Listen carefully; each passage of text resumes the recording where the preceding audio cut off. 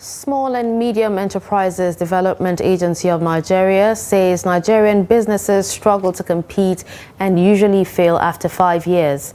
According to Smedan, the business sector now faces a harsher environment fueled by fuel subsidy removal, Forex fluctuations, insecurity, and a consistent rise in the inflation rate. All these, accompanied by other debilitating factors, have directly triggered a hike in the price of goods and services, which does not only affect the consumer, but also the entrepreneur. Chamunda has the report. Nigerian businesses are struggling to stay afloat amidst a myriad of challenges that are pushing many entrepreneurs to spend more on buying products. Despite spending more, there has been a significant decline in profit due to the removal of fuel subsidy, which has led to an astronomical increase in prices of commodities. This to many is now a major stumbling block to the growth of Nigerian businesses. Small business owner Moses Obi gives an insight into his personal struggles. Prices have gone up, and then the purchasing power of your customer has gone down.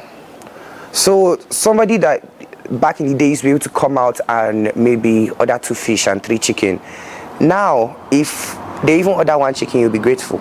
With every new thing that happens, I am being pushed further and further down the ladder, and I'm being forced to spend even more money while I am consistently making less money. And then to make it worse, the less money that I'm even making is losing value consistently.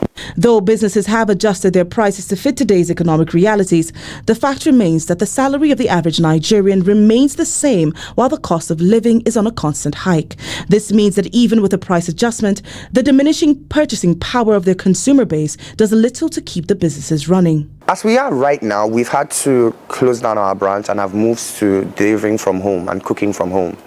Because the price of rent, trying to eke out rent while trying to maintain prices that are customer friendly and being able to meet up with my expenses, rent is a burden I can't necessarily handle. According to a survey by Smedan, Nigeria has approximately 39.6 million SMEs, of which about 38 million are nano and micro enterprises. The agency says 75% of these businesses depend on fuel as an alternative means of power, with their generators running for 8 to 9 hours per day on average. Chief Strategy Officer to the DG of Smedan, Onesi Lawani, explains the impact on the mortality rate of SMEs in Nigeria, which he noted was already high. Globally, the mortality rate of MSMEs, especially here in Nigeria, those that survive, when you start an enterprise, the ones that survive maybe up to the 50 or beyond their 50 is less than 30-40%. So that means you have over 60 out of every 100 enterprises closing or shutting down. We still have high rate of unemployment. So the last time I went through some document, unemployment rate amongst the youth, this is 41%. Now, if you now have more of these 39 million MSMEs shutting down, you cannot imagine what's going to happen to our unemployment market.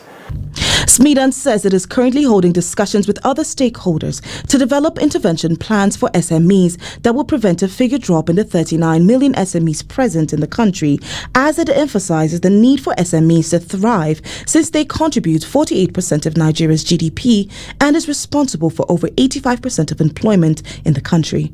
Chamun Dabeng, Trust TV News, Abuja.